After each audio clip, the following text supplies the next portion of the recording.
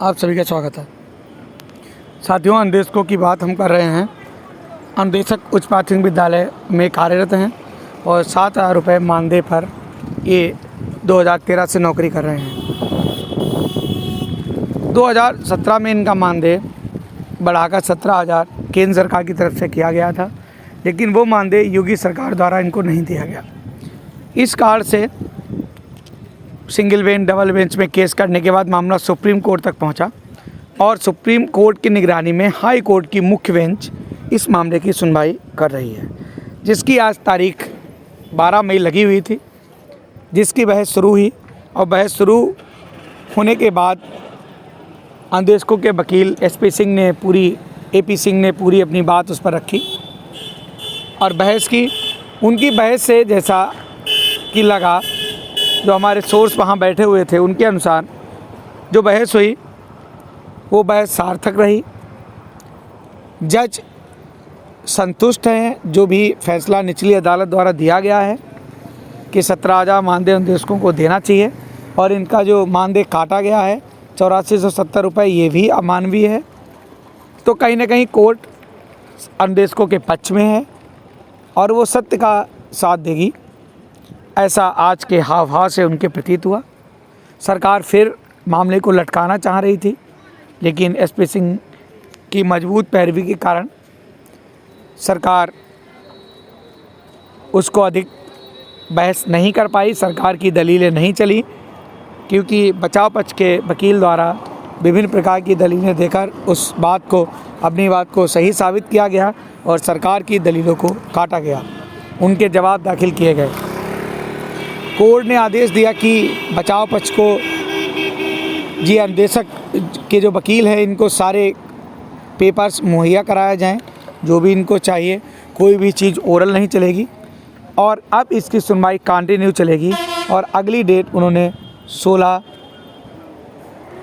को लगा दी। 16 को अगली डेट लगी है इसकी। तो सरकार की अब कोई भी दलील चलने वाली नहीं है। जो अनुदेशकों की तरफ से वकील हैं वो सुप्रीम कोर्ट के एक अच्छे वरिष्ठ वकील हैं और अच्छी पैरवी उनके द्वारा होने की उम्मीद है। अच्छी पैरवी होती है अगर, तो अनुदेशकों के पक्ष में निर्णय आना स्वाभाविक है।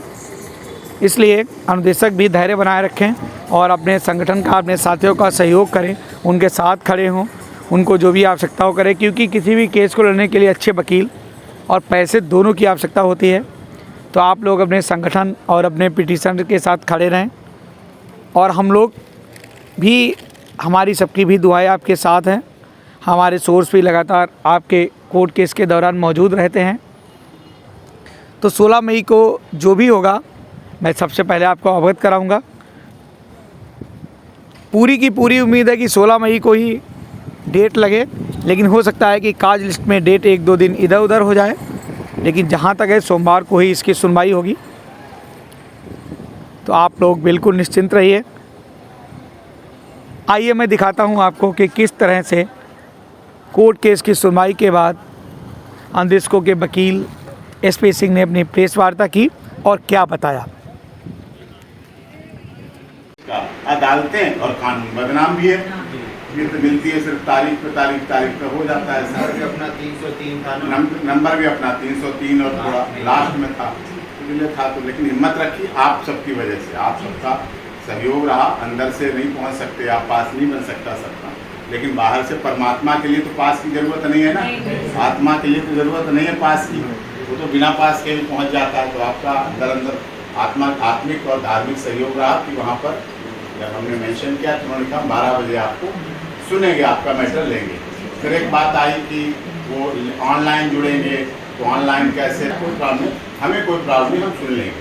फिर उन्होंने उसको जब 12 बजे सुनवाई हुई तो 12 बजे ऑनलाइन को जुड़े तो आवाज़ बढ़ा दी, जिससे हम भी पूरा सुन सकें। उधर से क्योंकि अपील उनकी थी तो सरकार की तरफ उन्होंने पक्ष रखा पूरा, अब उनका पक्ष रखा। हमारा बीच में जो हमारी क्वारी थी, बीच में इंटरप्ट करने का काम होता है कि ऐसा गलत कह रहे हैं, ये गलत कह रहे हैं, इतना सब वो सब होता रहा, चलता रहा। 1:20 तक कोर्ट में सुना, 1:20 तक आपका मैटर सुना गया और सुनने के बाद फिर लंच हो जाता। फिर उसको स्पीडी सुनने के लिए रिक्वेस्ट की हमारी, जल्दी सुनवाई हो, क्योंकि उन्होंने कहा था छुट्टियों से पहले सुन ले तो भगवान ने और आपकी सुन ली अच्छी कि ये जो मंडे आ रहा है उसको और उसको भी सुनवाई होगी अपने मैटर में, उसको मंडे को सुनवाई होगी। तो मंडे को भी आऊँगा और मंडे को भी सुनवाई होगी। इतना है। 12 बजे से टाइम फिक्स है ना मंडे को? नहीं, टाइम फिक्स पता चलेगा उसमें।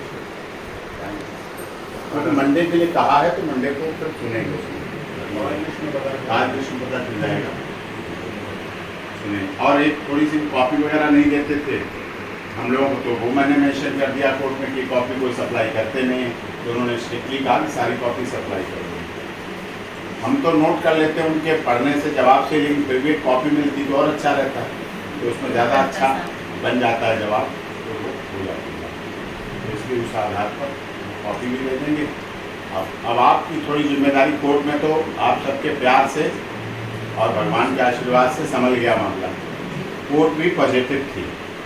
कोर्ट की जो सुनवाई के दौरान चीफ जस्टिस का व्यवहार था, वो चीज़ें पढ़ रहे थे, एजुकेशन एलिमेंट्री की किताब सेक्शन 6, 7, 8 पढ़ रहे थे, तो उसमें फ्री एजुकेशन, तो फ्री एजुकेशन की जिम्मेदारी तो राज्य सरकार की, वो दे पैसे दे, थोड़ी हमारे सिर पे फ्री एजुकेशन दी जाएगी। अब डॉक्टरों के सिर पे ही अगर फ्री स्वास्थ्य शिक्षा देने, स्वास्थ्य सुविधा देने जाने लगे कि डॉक्टर फ्री में हमको इलाज करवाएंगे आपसे, तो फिर क्या उद्देश्य रह जाएगा। अगर केजरीवाल जी दिल्ली में शिक्षा और स्वास्थ्य को अच्छा कर रहे हैं तो